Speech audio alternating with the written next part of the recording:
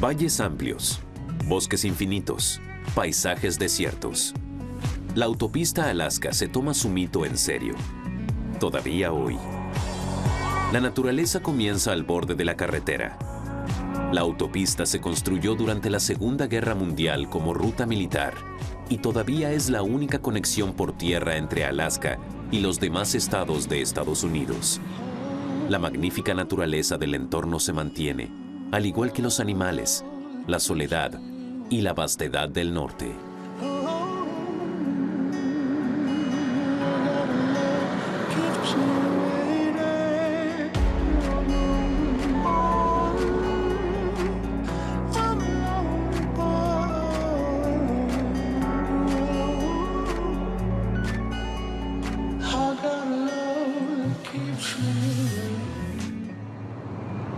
La pequeña localidad canadiense de Dawson Creek fue el punto de partida de la autopista Alaska.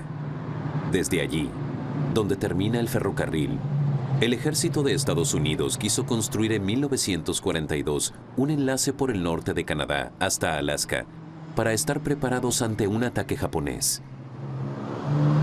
La nueva carretera agreste había de completarse ese mismo año. Nada menos que 1.500 millas o 2.400 kilómetros de recorrido. El proyecto fue celebrado por la propaganda estadounidense.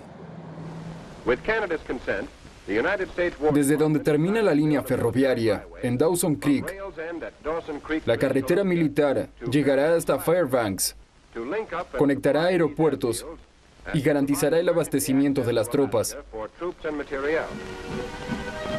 El 9 de marzo de 1942 llegaron a Dawson Creek los primeros soldados. Miles de hombres con topadoras avanzaron por la espesura helada. Había de ser el proyecto de construcción más grande de Estados Unidos durante la Segunda Guerra Mundial, el mayor desde el Canal de Panamá.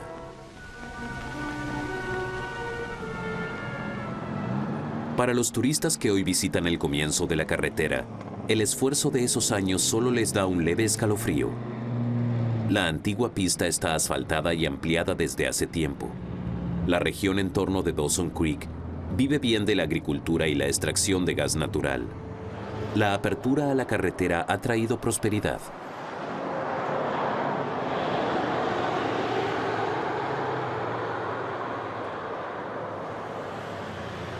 En algunos lugares todavía se puede adivinar lo difícil que fue a veces la construcción de la carretera. El puente Kiskatino, situado en las afueras de Dawson Creek, se construyó en el invierno de 1942 exclusivamente con madera.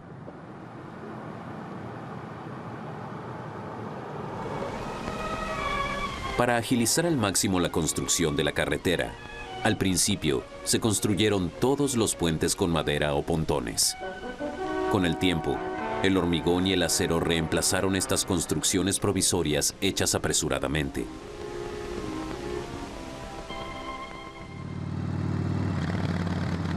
Puentes, caminos y nuevas riquezas gracias al gas natural. La carretera también significó un gran cambio para los indígenas. El apasionado motorista y artista Gary Ocker es miembro de la tribu Dene. Vive cerca de Fort St. John y aprecia las comodidades de la modernidad. No obstante, también quiere preservar las tradiciones de su tribu y transmitírselas a sus hijos. Su obra presenta elementos tradicionales de la cultura de su pueblo. Intento capturar en mis cuadros nuestros mitos y cuentos de antaño. El cuadro en el que estoy trabajando, por ejemplo,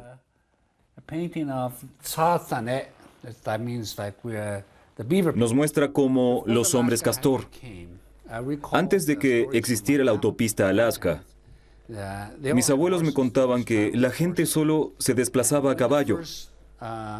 Luego se construyó la carretera. Los pobladores jamás habían visto una topadora antes. Cuando llegaron las primeras máquinas de construcción, todos huyeron. Pensaban que eran los animales gigantes de las sagas que regresaban. Según la mitología de la tribu, Había animales gigantescos hace 10.000 años y la gente les tenía mucho miedo. Efectivamente, en Fort St. John, cerca de la autopista, hay una cueva donde los hallazgos arqueológicos demostraron que en ese momento vivía gente en el Valle del Río de la Paz.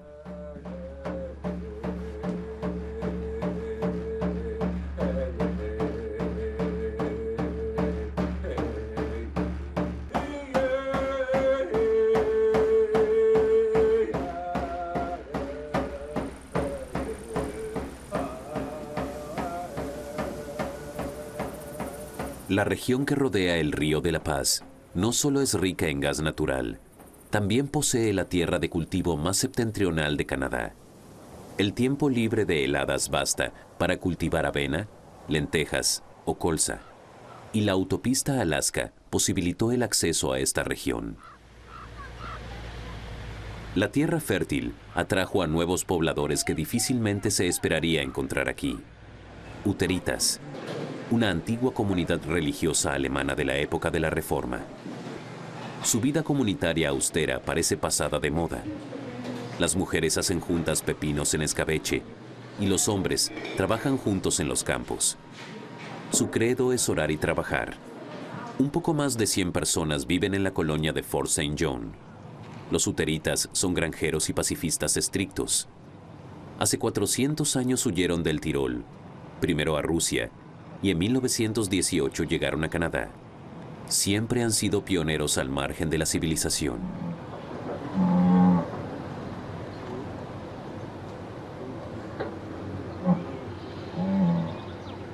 Con mucha diligencia y las cosechadoras más modernas, aprovechan al máximo la corta temporada de crecimiento del norte. Antes había mucho más bosque. Hemos plantado muchos campos. La tierra era buena. Eso se notó enseguida. Hay 2 o 3 semanas buenas para cosechar. Cuando empieza a llover y nevar de nuevo, empieza el invierno.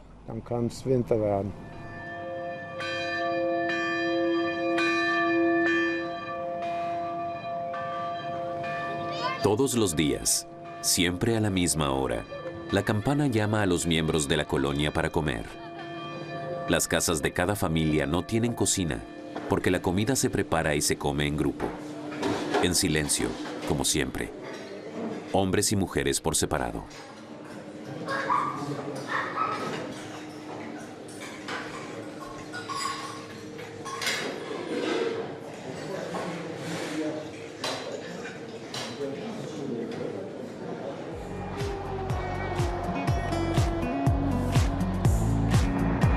Más al norte de la carretera, aún en Columbia Británica, el camino antes muy sinuoso ya está bien enderezado.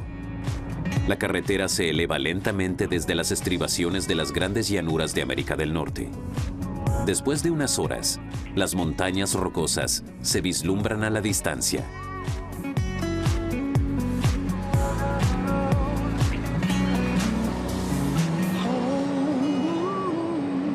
Las mejoras en la autopista terminaron con algunas de sus áreas de descanso. Los albergues de carretera que antes había cada 50 kilómetros ya no son necesarios. La siguiente parada y el último lugar durante mucho tiempo es Fort Nelson.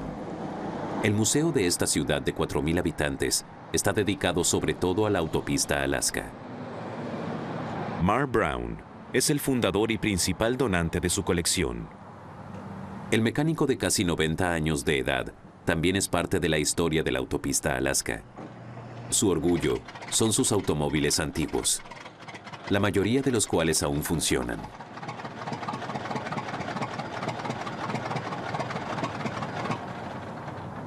Desde que llegó a Fort Nelson en 1955, colecciona automóviles antiguos.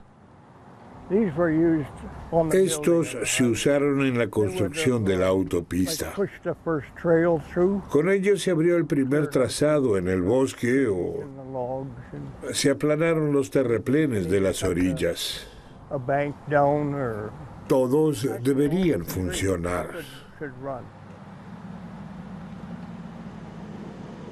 Además de automóviles, Marr también guarda otros tesoros. Para sus fotos antiguas, construyó incluso un tutilimundi.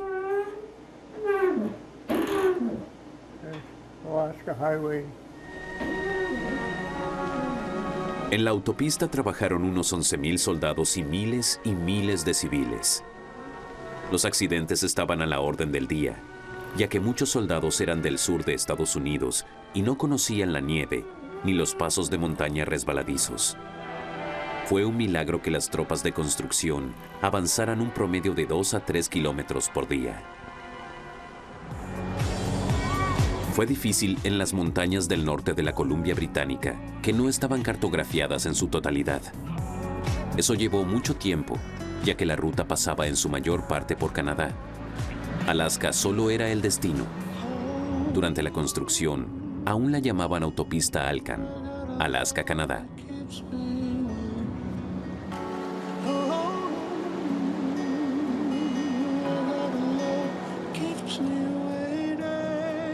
Los animales del bosque se han acostumbrado desde hace tiempo a la carretera y a veces hasta la usan. Aquí hay minerales para lamer en la rocalla y a menudo crece la mejor hierba.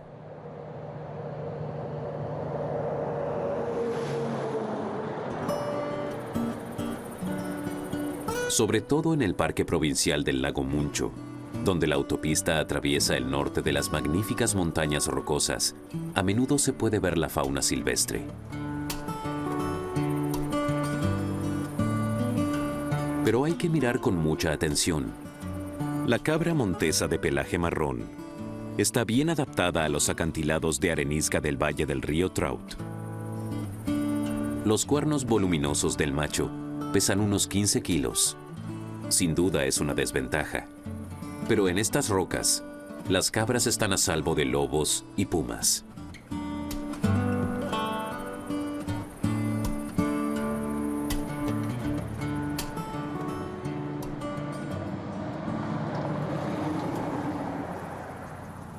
En el corazón del Parque Provincial del Lago Muncho, aún se conserva en la milla 436 uno de los antiguos albergues de carretera, y está abierto.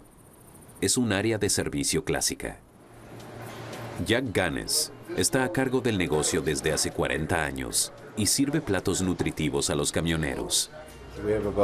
Tenemos unos 150 clientes habituales que vienen al menos una vez a la semana. Nos mantienen con vida y transportan todo lo que se necesita en el norte. Aquí debemos ayudarnos mutuamente. Solo somos un pequeño asentamiento de 8 personas que viven aquí todo el año. Me ocupo de la oficina de correos, la estación de autobuses de Greyhound y el servicio meteorológico. Este es mi hogar. Viví por todo el país, pero esto es lo más bello de Canadá.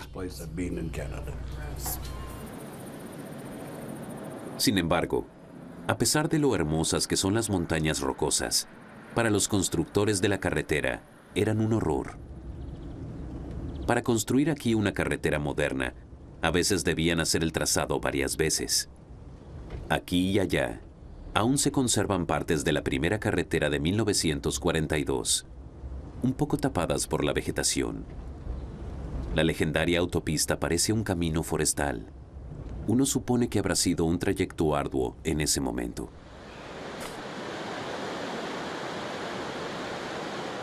Algunos de los puentes antiguos todavía están en pie. En el clima frío del norte, la madera se pudre lentamente. Uno no quisiera cruzarlos más, pero se sorprende ante el arte de la ingeniería que se aplicó en la construcción de puentes resistentes para transportadores militares de toneladas de peso.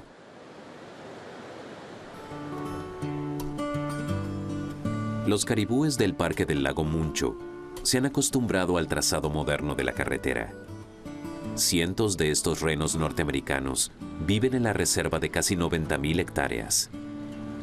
Los caribúes del bosque no emprenden migraciones tan prolongadas como sus parientes de la tundra ártica. En el Parque del Lago Muncho no hay caza. Aquí los animales pueden moverse sin miedo a los seres humanos.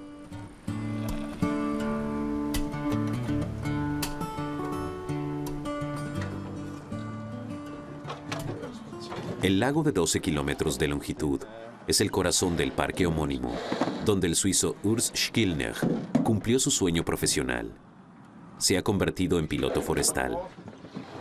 Desde hace más de 30 años, Urs lleva desde su refugio en el lago Muncho hacia el interior a pescadores y geólogos, piragüistas y también a turistas deseosos de recorrer.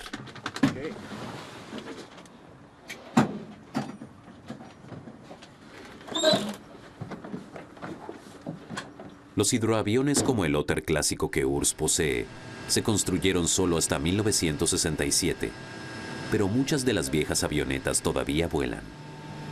Son máquinas sumamente robustas, de verdad indestructibles, sin las cuales no sería posible el transporte en todo el norte de Canadá. Hasta el día de hoy, desde la autopista Alaska a los lejanos lagos de montaña del norte de las Rocosas, solo se puede llegar en hidroavión.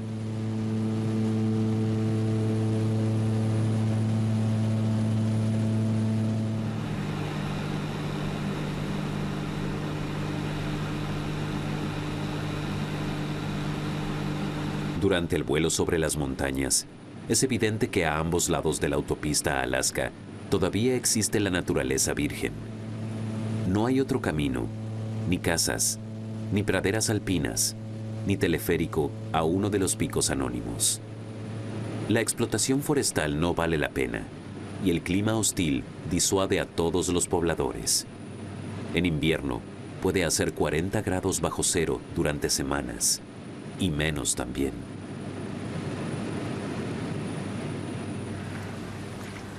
Para los pescadores, los lagos de montaña son un sueño en verano. Truchas y lucios que aún no saben qué es una cucharilla, ni un alma a la redonda. Urs construyó una cabaña de troncos junto a uno de los lagos. Es muy cómoda y hasta tiene una ducha al aire libre. Sus huéspedes pueden jugar a ser Robinson en Canadá durante unos días o semanas antes de que vuelva a recogerlos.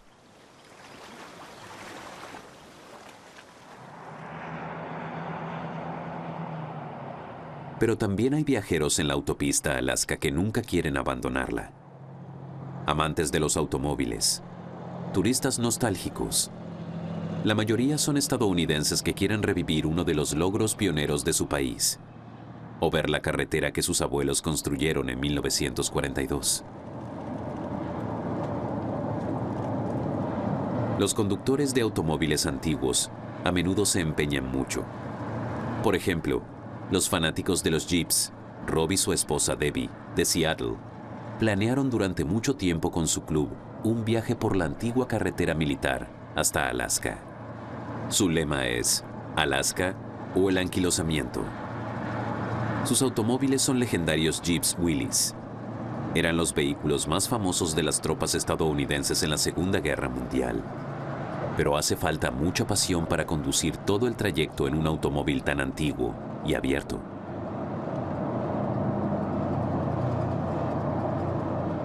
Crecí en el asiento trasero del Jeep Willys de mi padre. Mis hijos en este Jeep Willys, y mi hijo mayor quiere que más adelante sus hijos crezcan en su Jeep. Los Jeeps son parte de la familia. Tengo un Jeep de 1946, pero parcialmente reconstruido. Este es mi viaje más largo. Hasta ahora cubrimos unos 5,000 kilómetros en todo el viaje.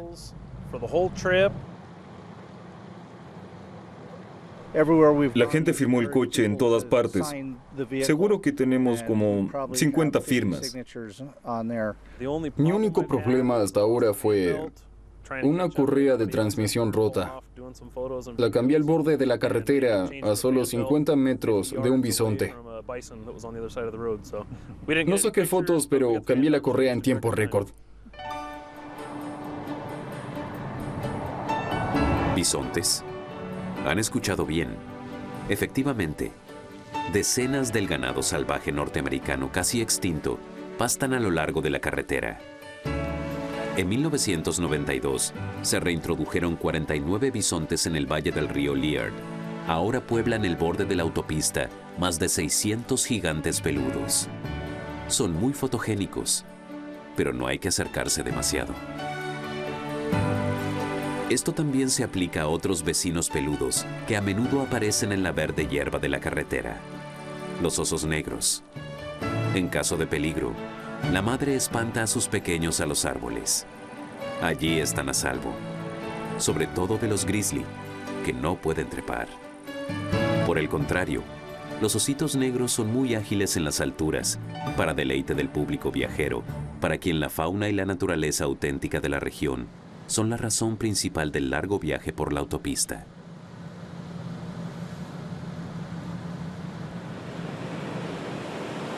Hay otras atracciones turísticas más predecibles en el camino hacia el norte. Smith Falls, por ejemplo, que solo se indica como una pequeña atracción en el camino. En otro lugar, una vista tan extraordinaria convocaría a una multitud de turistas.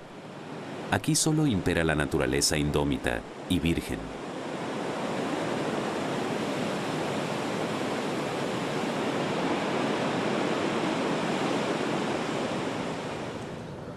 Pero sí hay un poco de actividad turística y muy cercana, en las aguas termales de Liard. En algún lugar del bosque infinito que cubre el valle del Liard, borbotean aguas termales en las que hay un ajetreo bastante inesperado. Los nativos ya conocían los manantiales. Más tarde, los soldados de las tropas de construcción se sumergieron en las aguas calientes a 42 grados de temperatura. En la actualidad, los estanques están perfectamente desarrollados como parque provincial. Es una parada popular para conductores de caravanas y camioneros.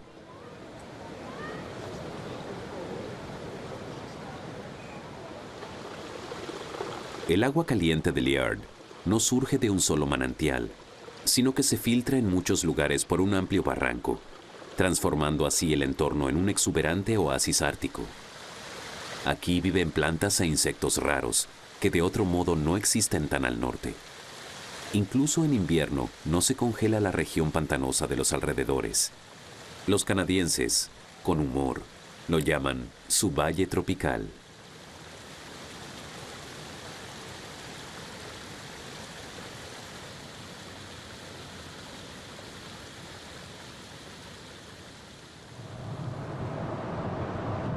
Más al norte, la próxima parada se llama Watson Lake, en la milla 600 de la autopista. Llegamos a Yukon. Hemos hecho casi la mitad del tramo. Watson Lake es poco más que un extenso pueblo lineal. Surgió como un simple campamento durante la construcción de la carretera, pero el pueblito se hizo famoso por una atracción muy extravagante de la autopista Alaska. El bosque de los carteles. Dicen que un soldado nostálgico colocó aquí el primer cartel de su ciudad natal en 1942. Otros siguieron su ejemplo. Y con los turistas, el bosque de letreros se volvió cada vez más internacional y más grande. Según su estado actual, hay más de 80,000 letreros. Nadie lo sabe con exactitud, ya que en verano se suman a diario nuevos carteles. Y muchos vienen de Europa. Dejar un cartel aquí es una obligación turística, y la familia Montgomery de Oklahoma quiere hacer su contribución.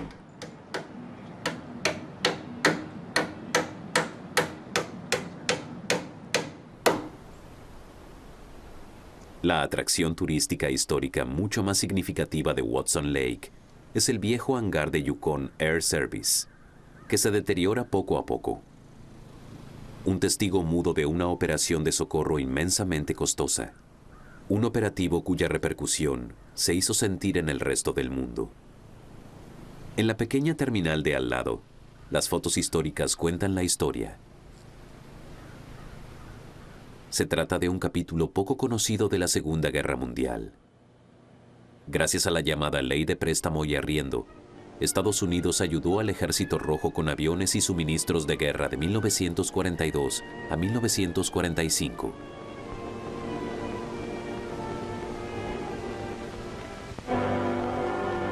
Desde Montana, unos 8,000 aviones de combate volaron hacia el norte a lo largo de la autopista Alaska y llegaron al frente de Europa Oriental por el estrecho de Bering y Siberia.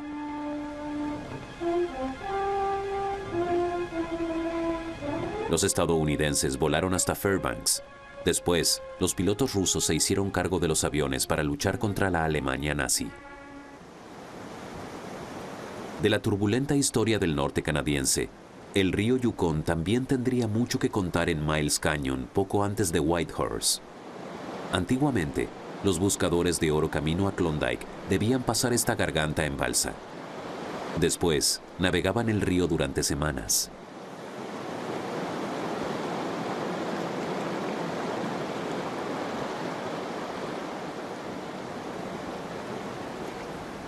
Hoy es mucho más rápido. Los hidroaviones despegan en el lago que está a la salida del cañón. Hoy en día, aún se usa otro medio de transporte de la época de la fiebre del oro, pero más por deporte y por pasión. Los trineos tirados por perros. Hans Gatt emigró de Austria a Yukon. Corrió muchas carreras y también ganó muchas. Ahora sus perros se jubilaron y él construye trineos especiales para carreras de perros. Todavía siente cariño por los traviesos seres de 4 patas.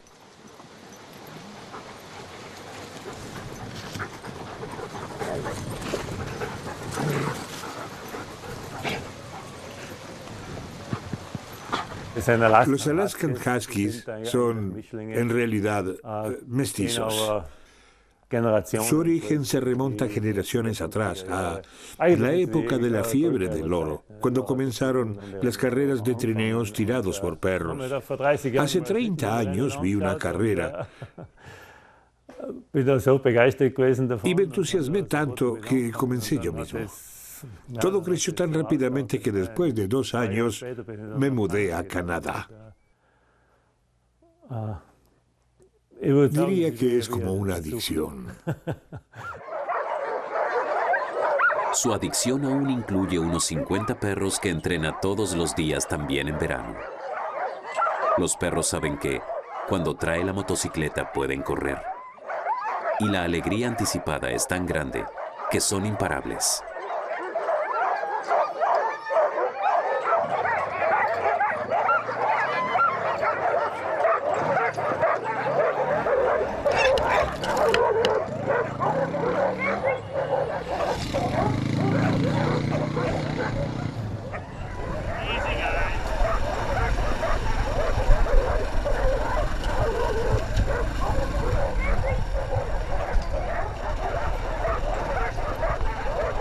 El punto culminante del adiestramiento de verano es, como siempre, el salto al río Yukon.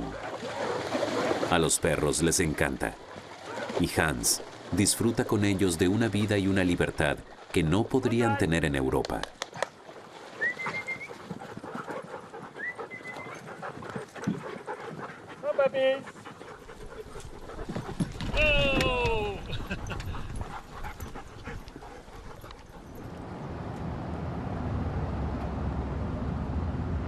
Whitehorse, la ciudad más grande de la carretera y la capital de Yukon.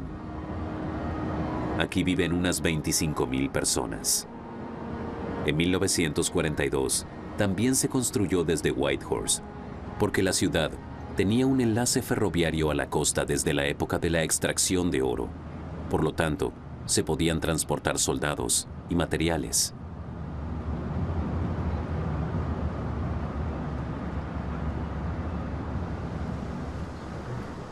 Jim Robb todavía recuerda los primeros tiempos en Whitehorse. Llegó al territorio de Yukon como peón camionero y comenzó a pintar motivos y gente del norte. Todavía conserva su primer cuadro.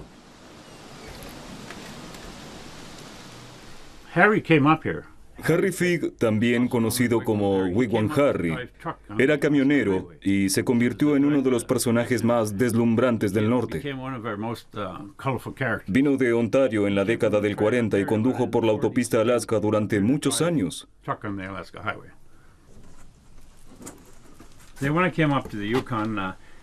Cuando llegué a Yukon en 1955, vivían en Whitehorse unas 5,000 personas. Hoy en día apenas se ven cabañas de troncos como estas, cueros de alce curtiéndose al aire o este tipo de almacenes para víveres. Así quise mostrar el antiguo Yukon, el que estaba desapareciendo.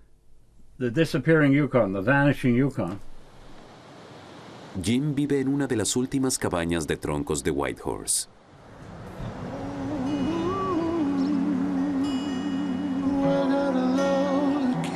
De vuelta en la carretera, en Whitehorse, ya hemos hecho más de la mitad de la autopista a Alaska. El trazado por los amplios valles altos de Yukon es cada vez más recto y mejor.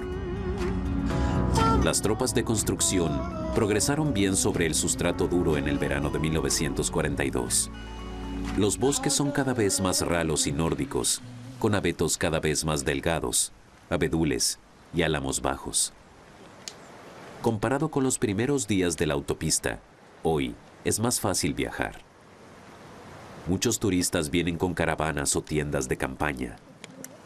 Así es más fácil crear romanticismo junto al fuego y dormir en los espacios naturales más bellos junto a la autopista.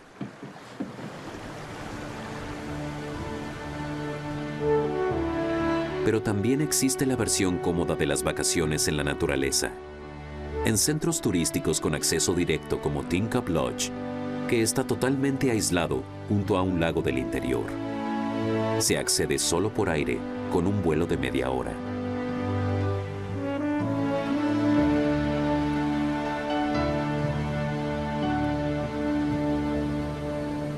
Una pareja suiza se atrevió a cruzar a Canadá hace algunos años.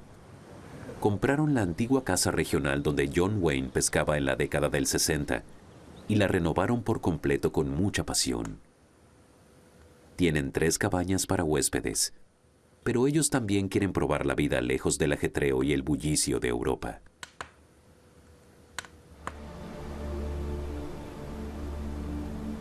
Las montañas son más agrestes y sobre todo más altas en el siguiente tramo del extremo norte del Parque Nacional Kluane.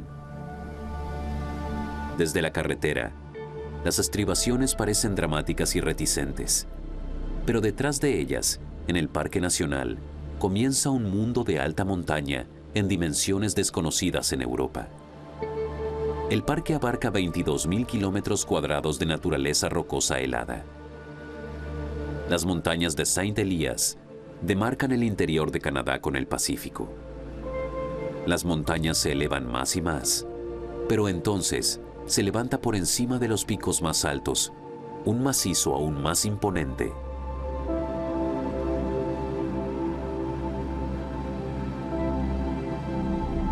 El Monte Logan, el pico más alto de Canadá, de casi 6,000 metros, y el segundo más alto de América del Norte, después del Monte Denali.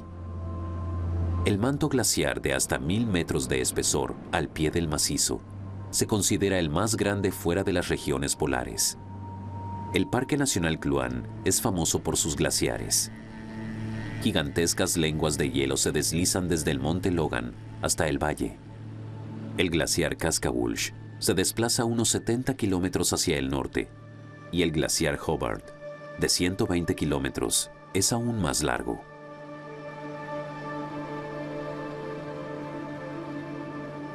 El glaciar Kaskawulsh fue motivo hace poco de tristes titulares. En 2016, retrocedió tanto la extensión del hielo que el desagüe del glaciar cambió de rumbo. En lugar de fluir hacia el norte, en el río Yukon y el mar de Bering, el agua de deshielo fluye desde entonces hacia el sudoeste, en el Océano Pacífico. El desagüe anterior se convirtió en un área arenosa y desolada, y el lago Kluane ya no se alimenta más del glaciar. Desde que el río se secó aquí, el nivel de agua del lago Kluane ha bajado unos 2 o 3 metros. En 2014, la isla estaba completamente rodeada. Era una isla de verdad. Hoy se puede caminar hasta la isla.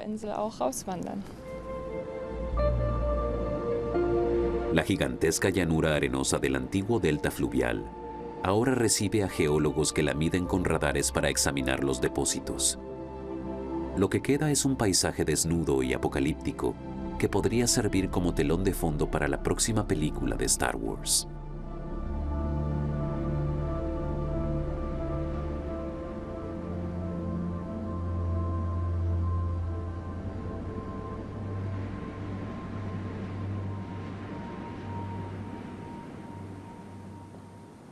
Sin embargo, el mirador sobre el amplio lago Kluane también tiene otro significado histórico.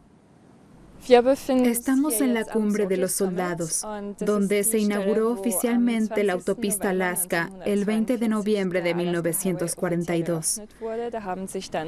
Aquí se reunieron los soldados estadounidenses y la Real Policía Montada de Canadá para efectuar la ceremonia. Las tropas de construcción necesitaron solo 7 meses y medio para 2.400 kilómetros de carretera. Los bancos de ripio del lago Kluane eran la parte más fácil. Fue un logro increíble. El noruego Dan Johnson lo revive con mucho realismo. Emprendió una marcha por todos los estados de Estados Unidos. Alaska es su destino final. Partí el 13 de septiembre de 2013 y gasté 17 pares de zapatos. Hasta ahora he recorrido unos 30.000 kilómetros. Estuve en 48 estados y el sábado debería llegar a Alaska, el estado número 49.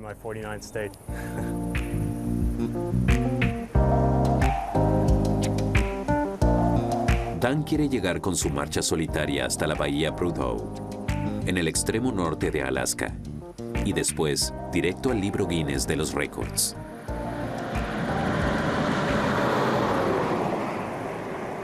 En el oeste de Yukon impera un clima continental extremo. Solo rara vez, como ahora, las nubes de lluvia del Pacífico logran cubrir las montañas costeras. Las bajas precipitaciones son la razón por la cual la carretera a menudo es irregular y ondulada. Aquí reina el permafrost. El suelo está congelado todo el tiempo. En el verano, se descongela solo medio metro y cambia continuamente. Colocar el camino en una presa tampoco ayuda mucho. Durante la última época glacial, en esta región casi no hubo nieve. Los glaciares no aislaban el frío del suelo, y así se formó el permafrost hasta cientos de metros de profundidad. Los ingenieros viales ahora tratan de enfriar el fundamento de la carretera con sistemas de ventilación para que el suelo helado no se descongele y la carretera no se hunda todas las primaveras. El éxito es incierto.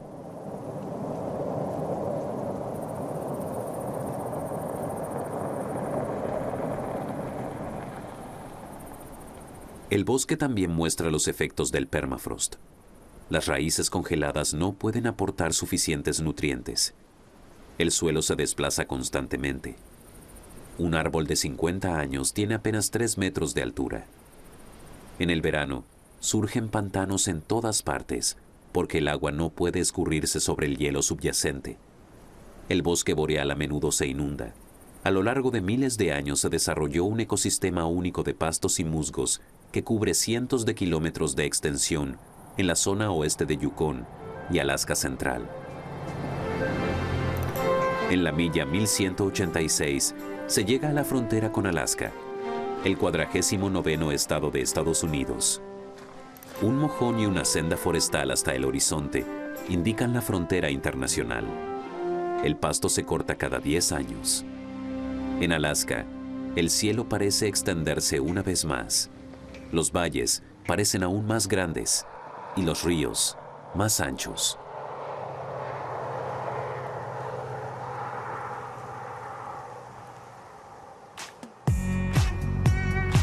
La autopista se vuelve cada vez más recta, parece cada vez más infinita. Las horas transcurren así en los últimos 300 kilómetros hasta Delta Junction.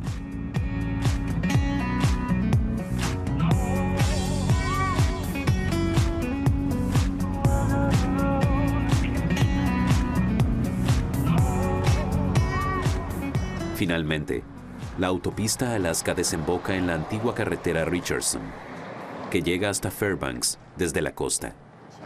Se considera que Delta Junction es donde termina oficialmente la autopista de 2.400 kilómetros de largo. El último hito es un popular motivo fotográfico, también entre los turistas asiáticos, que probablemente ni siquiera conocen los antecedentes militares. El verdadero objetivo de la autopista es, y sigue siendo, Fairbanks, la ciudad más grande del interior de Alaska. La segunda avenida, en el centro lleno de pubs, pequeñas tiendas y un encanto rústico, todavía se parece un poco a la que era cuando había miles de soldados en la ciudad.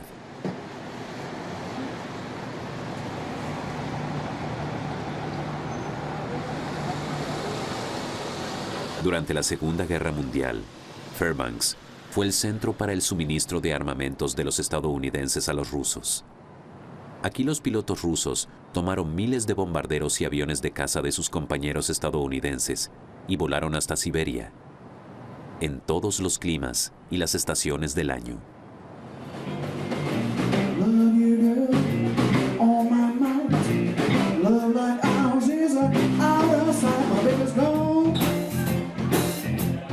Los pilotos de esa época hoy seguramente se sentirían a gusto en los salones de Fairbanks.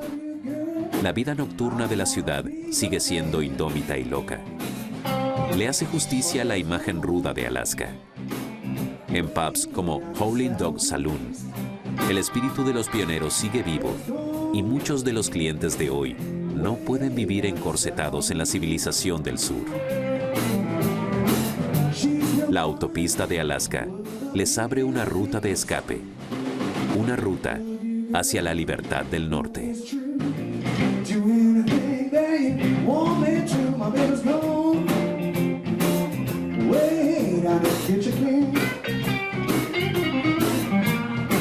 Love you, girl. I wanna be your man.